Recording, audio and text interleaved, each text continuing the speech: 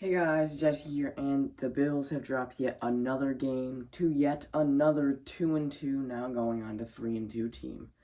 We are now around the 6th seed, and the main takeaways from this loss is that if a team has a skill player on the other side of the ball on offense, we can't do anything to neutralize it. Bijan Robinson had around 240 yards, and Drake London had around 120. We couldn't do anything to stop them. I think they had about 90% of their team's yards, but even in the second half, we didn't do anything to change that, and the same thing kept happening.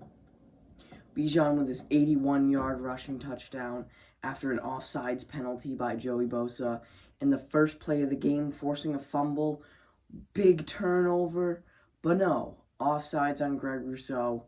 So those were two big plays. Those two offsides resulted in 14 points going the other way.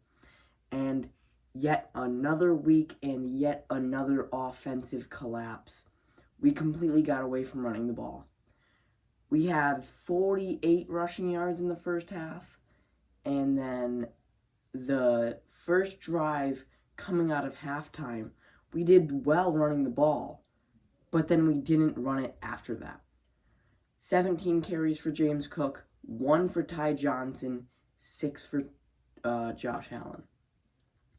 That is just pitiful. We need to run the ball more. We were running it like 35 times a game. Now we're not even hitting 25 touches a game. That is just, like, why? If something works, why go away from it? And that's exactly what the Bills have been doing. We used to run the ball like 60% of the time. Now it's more like 40%. Switching it up, it's like, plus with the injuries to our wide receivers, why don't we run the ball more to relieve more off of Josh Allen? Because Josh Palmer got injured in that game, and he had that one grab for 46, and then another grab for 14, and a clear hip drop tackle injured him, but that obviously wasn't called. And then another crucial play was when Tre'Davious White was just playing lockdown D on Kyle Pitts, and they called defensive pass interference.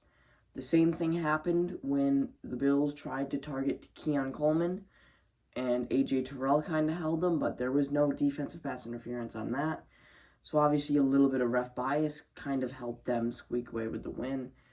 But overall, we just got to be better on offense, because it was definitely a shit show. Like, what's the point in staying up and having your night's sleep decided by some stupid thing?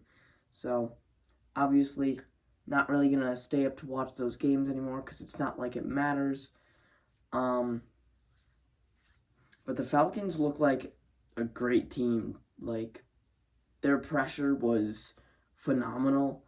I mean, it doesn't help that you're doing a play-action pass, losing an entire half second, and then Josh Allen has like a total of 1 second to release the ball and go through his reads.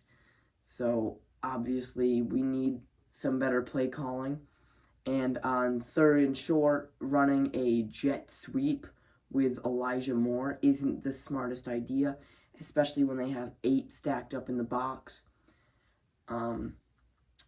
Play calling is just extremely questionable as of right now, and I hope the Bills can just get better. 4-2 going into our bye week, and a ton of injuries. Terrell Bernard got hurt. Our center got hurt but came back in, and Josh Palmer had a pretty nasty injury. So we got our bye week, then we got the Panthers and the Chiefs, and obviously no game is even thinking that we should win as of right now, especially after dropping 2 games to 500 teams. But as always, make sure to like, subscribe. See you guys in the next video. Peace.